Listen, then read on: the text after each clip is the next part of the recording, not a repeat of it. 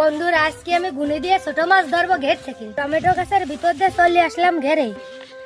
ঘেরের জল কমে গেছে, তাই গুনি বাঁধবো।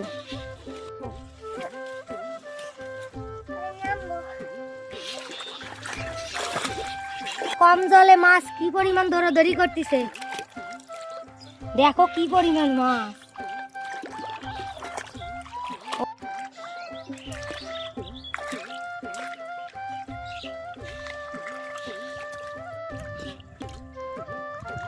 বন্ধুরা এই জায়গায় আমি গুনি বাঁধবো।